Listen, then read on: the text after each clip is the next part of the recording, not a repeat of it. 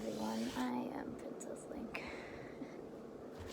Welcome back to Metal Gear Solid 4.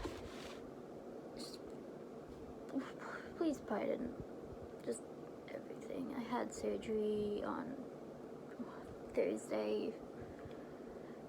And I don't have a tooth. No, because I don't remember if I've talked about this before, but basically I don't, like, normally when you are alive, you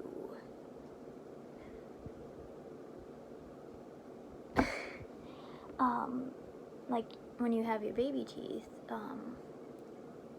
your adult teeth are like there, but this one, for some reason, there just never was an adult tooth, so I had to get I'm getting an implant put in the process of it. So what happened was I got, like, the base, I guess, put in, and so I have to wait like 4 months, I think, or 6 months, I don't remember, before I could get, like, the tooth part. But yeah, also I got my wisdom teeth out. I know this one, the lower, this one, I think it's two top, and then this one, I know it's the lower one on the side because that's where it really hurts. You know, my mouth is a mess. Anyway,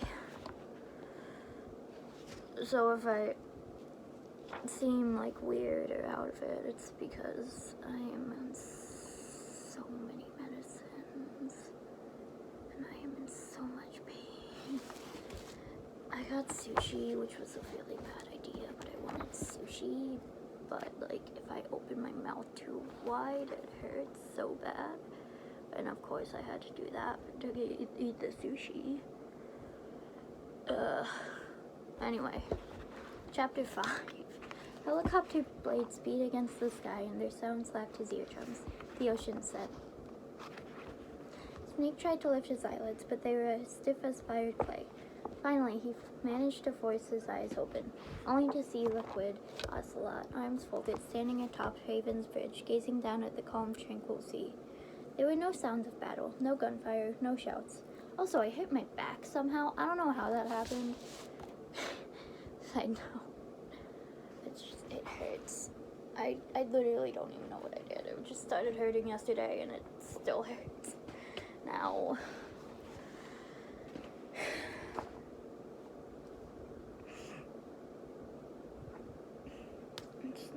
It's not good, man. Where are my glasses? I meant to put them on. Whatever. There were no sounds of battle, no gunfire, no shouts. Only Mei Ling's booming voice echoing from Missouri's loudspeakers, announcing the battle's end and attempting to stop any small pockets of hostilities. "Stop this pointless fight," she declared. This is no war. The low pressure front had been swept away, and the sunlight shone on top of the bridge. The flat oval roof was covered in plates of stealth material, and a layer of octo camo, and several transmission antennae stood like columns. His long black leather coat fluttering in the wind, Liquid kept his eyes on the ocean as he said, "Rise and shine, Snake!" Snake lifted his chin from the cold floor and moved his body slightly. He was still in pain, of course, but not more than he could handle. Me too, bitch. "Look," Liquid said, "the war is over." Snake got to his knees and then to his feet. Surprised that he'd been able to do so, Snake stood on the roof of the bridge and saw the battered Missouri along with several smaller craft moving here and there to mop up after the finished fight. A U.S. military helicopter flew overhead. "Why?" Snake asked.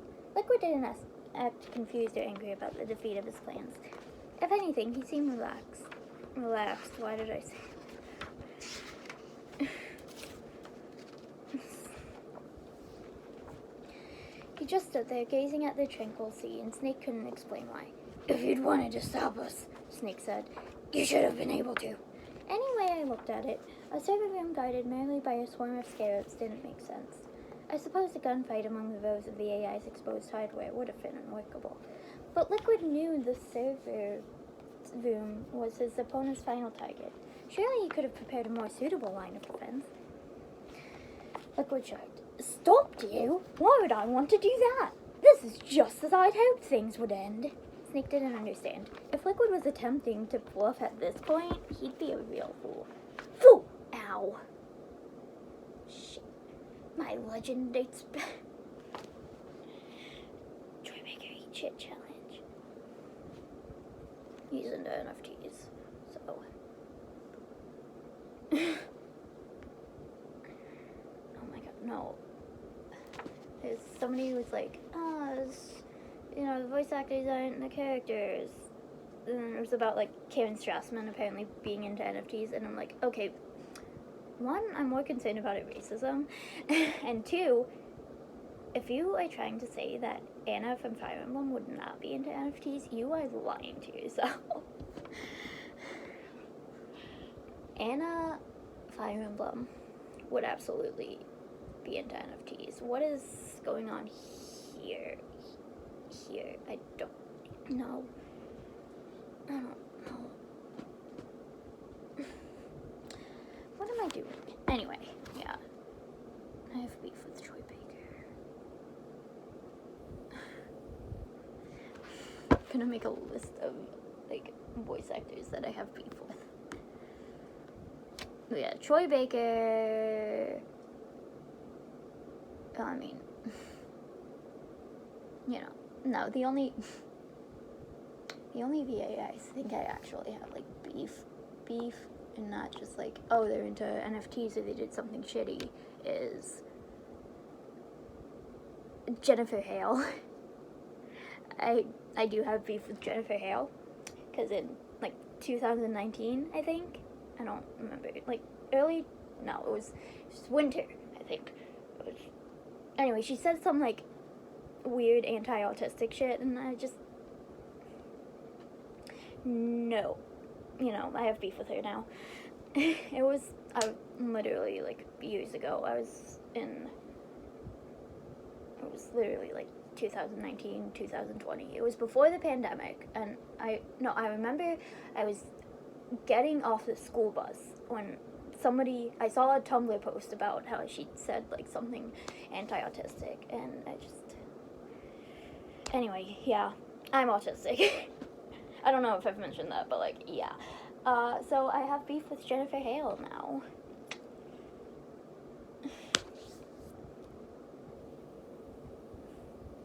Anyway.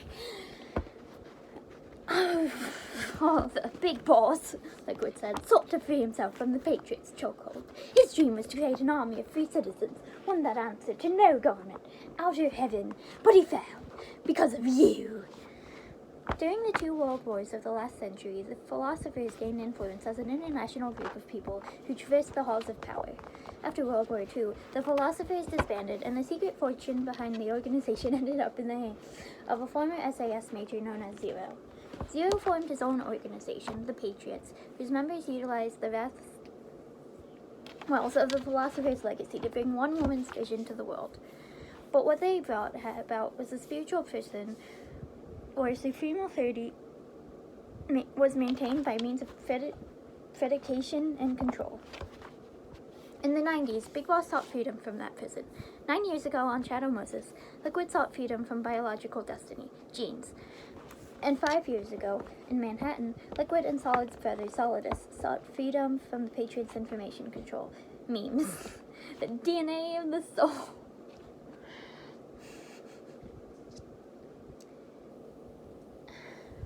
All of this, until this morning, was nothing more than a process of trial and error resulting in haven. Everything until now had been a fight for freedom, resistance against any power attempting to restrict and belittle that human spirit within a confined narrative. Now we are free, Liquid said, from the sons of the Patriots, the ultimate form of external control imposed on the Patriots' soldiers. Free from Fox Die, free from the system, free from ID control, our minds free from their prisons. Suddenly, Liquid thrust a finger at his cursed brother. Snake knew immediately what the action meant. A part of Snake was not yet free, and a part of Liquid was yet imprisoned, the other's very existence. The bloodline of snakes remained upon the earth. "This is it, brother," Liquid said. "Our final battle." No. "This is it, our final battle." It's terrible. Shout out Matt Mercer. Love him. Well, actually, people were mad at him. I think around the insurrection. Speaking of the insurrection, David Hayter got into like Twitter drama, and it was so funny. Because basically he was like, he literally said, like, I'm quoting, "Nothing can get me to give up my Tesla except this," and then it was like a hashtag, something about like the insurrection, and then a bunch of people got so mad at him, and some random YouTuber was like, "Oh, it's free speech," and then David Hayter said, I think he said, like, you spelled sedition wrong, dipshit," and then this guy made a video that was like, "Hollywood weirdo attacks me," and it's like, literally he just called you a dipshit. It was so funny. And anyway, no, people were mad at Matt Mercer for, like, I don't know, he said some, like, D&D shit should have, like, he wished some D&D shit would handle the insurrection or something, and it's like, honestly, I get it, dude. I wish Solid Snake would come and solve all my problems, but I am, like, 20 and autistic, and like, literally just some random person, and he is, like, 40, neurotypical, and, like, a celebrity. Like, I don't know. It might have been more than that, but that's basically what I got. Like, people were mad at him for being, like, I don't even know. Anyway. But yeah, no, the David Hayter thing was so funny. He literally, somebody was like, "It's so sad, the voice of my political awakening is a Biden enthusiast," and it's like, literally, what are you talking about? Like, did you even play Metal Gear? Like, oh my god. Anyway, "This is it, brother," Liquid said. "Our final moment. The battle has ended, but we are not yet free. The war is over, but we still have a score to settle." Liquid discarded his coat. Caught in the breeze, it fluttered away. Liquid's fair upper body, now revealed, remained surprisingly muscular for the man's 70-some years. Layers of exposed tendon were visible where Frank had severed his right arm. But the tissues weren't red and pulsating with life. They were synthetic, part of an augmented artificial limb, built from the same cybernetic technology as Frank and Raiden's exoskeletal bodies. Which, like, literally why? What is the point? At the end of the artificial arm, Liquid's hand balled into a fist. Liquid brought the fist to his chest and took a fighting stance. I wondered what had happened to Liquid Snake's right arm, the arm that had overtaken Ocelot's consciousness. Snake raised his fist as best he could, given his burns and injuries, and the two men measured their distance. "Show me what you've got, Snake." Snake obeyed and charged at Liquid full speed. Liquid, stunned at the sudden wild attack, took the tackle in the chest and said, "Not bad!" Snake, at his opponent's chest, jerked his head up, catching Liquid at the bottom of his chin, then followed up with a shoulder to the ribcage. Liquid had been overtaken at the very start, but he managed to shake Snake off and jab an elbow into his brother's back. The impact penetrated through to lungs and gut and knocked the air out of Snake. For a brief moment, his guard slackened. Liquid seized the opportunity and delivered a knee strike. Snake recoiled in pain. His head cocked back, and in that instant, Liquid's artificial elbow connected with his burned left cheek and sent him reeling. Pressing the attack, Liquid launched into a roundhouse kick, but before the centripetal force could accelerate the tip of his foot into the tender muscle of Snake's side, Snake jumped back. The other time was in a place like this. Snake closed distance and struck at Liquid with everything he had. Chest, stomach, back, face. His elbows and forearms sunk into every bit of flesh they could find. "Standing here, I realize.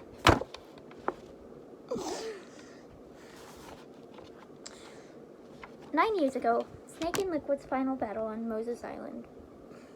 A masterful display of hand-to-hand combat had been atop a similar giant platform. Back then, the Vex's back had been the arena, and now it was on the back of a whale. But both times the two had stood on colossal weapons armed with the latest technology and punched at each other with their primitive fists. No, it wasn't just that time. There was also that fist fight with Cyborg Ninja in the Moses facility, and the first time he exchanged blows with Frank in the Zanzibar landmine field.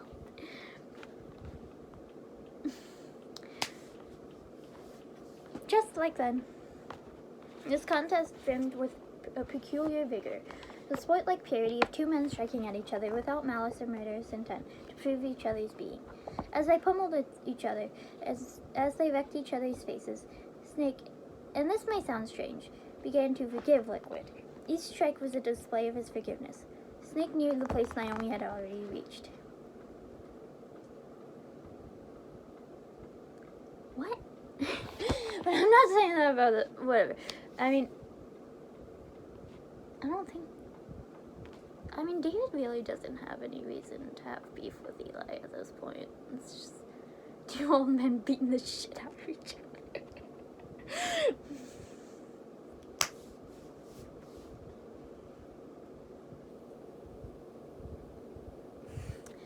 But, like, shut up about Naomi. With his half-ruined arms, Snake reached out to that land. Then came the final punch. Snake's fist brushed past Liquid's. Almost simultaneously, each man's cheek was smashed by the other's clenched hand. Neither brother could move. Almost as if they were checking each other's temperature, each man's fist remained embedded in the cheek it had struck. After an endless moment, one figure fell slowly backward. One man stood, and one man dropped. Fate had reached its end. Here, at the least, no clear difference was to be found between victory and defeat. "This is only the beginning, Snake!" Liquid lay on Haven's bridge, his face to the sky. His body polarized by Snake, Liquid's voice was feeble, and Snake strained his old, worn-out ears to listen. "America will descend into chaos. It'll be the Wild West all over again. No law, no order. Violence spread across the world." What Snake had destroyed was not only a prison, but the chains that tethered the beasts called humans. The Patriots had attempted to restrict and control the world. They had guided and used the people, so each was compelled to action under the pretense of free will. Yet in a certain way, the Patriot AIs were only possible as a projection of ourselves. The AIs, as the ultimate storytellers depicting the world around us, were our very own norms, customs, and lives. People, as a group, followed customs without thought. That was the true strategy of the Patriots. Through battle, the people will know the fullness of life. At last, our Father's will, out of heaven, is complete. Liquid beamed proudly. This new era, the world Big Boss had sought, was to be created by his sons, Liquid and Solid, the two snakes. Big Boss reviled no place more than he did heaven. Absolute peace and total happiness only came about by the theft of thought, action, and responsibility. He deeply felt it in his duty to break the reign of heaven, the world of Major Zero and the Patriots, that grotesque heaven he himself had helped create. Big Boss fought against the system of control he had unknowingly helped build. He had taken responsibility for what he had begun. Unwittingly, Snake had repeated his father's battles. Liquid whispered, "Somewhere out there, I know he's laughing." His eyes were distant, perhaps not seeing Snake any longer. He stared blankly at the sky as if searching for JD still up there, in the coldness of space, having lost its heartbeat of information. "We are beasts created by man," he said. "Unless the light is extinguished, the shadows remain. As long as we exist, as long as there is light, erasing shadows is futile." Something was odd about Liquid. At least, as far as anything could be considered odd about a man who had hijacked someone else's body. He now gave the peculiar impression that he wasn't being himself, like an actor losing his grasp on the role. "I am Liquid's doppelganger, and you are Big Boss's," Liquid said, then pressed his trembling hand towards Snake. "You're your faultless son. Yeah, pretty good." A small sound left his throat, and his arms fell to the floor. Snake knelt beside Liquid and put his fingers to the man's neck. He could feel the body losing warmth, and the carotid artery delivered no blood from Liquid's heart to his brain. snake lifted his hand and touched Liquid's cheek. He closed his feathers open eyes. You don't need to see anymore. No more binds. No more fate. This was Snake's final parting from his cursed feather. Sunny's program destroyed JD's brain, but left the brain stem intact. She had analyzed Naomi's black box and separated the Patriot control system from the vital lifelines of society. Water, air, electricity, food, medicine, communication, transportation. Sunny cut off the Patriot's control while preserving modern civilization. Maybe it was her way of avenging her mother, Olga. Or maybe she wanted to shape the future into her own ideal image. Or maybe it was just one big defragmentation. The Patriot's reign had crumbled away. That which we thought to be control in a prison was destroyed.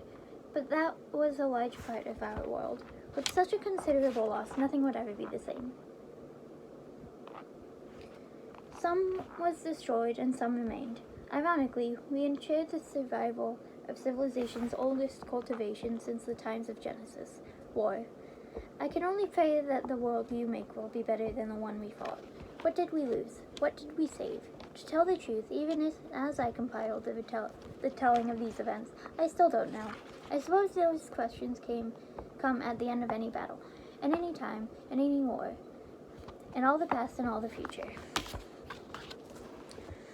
If you like this, don't forget to like, comment, and subscribe, and I'll see you guys next time. I'm gonna go take a nap. Not really, because I have to work, and I have to go to the dentist. Anyway, bye!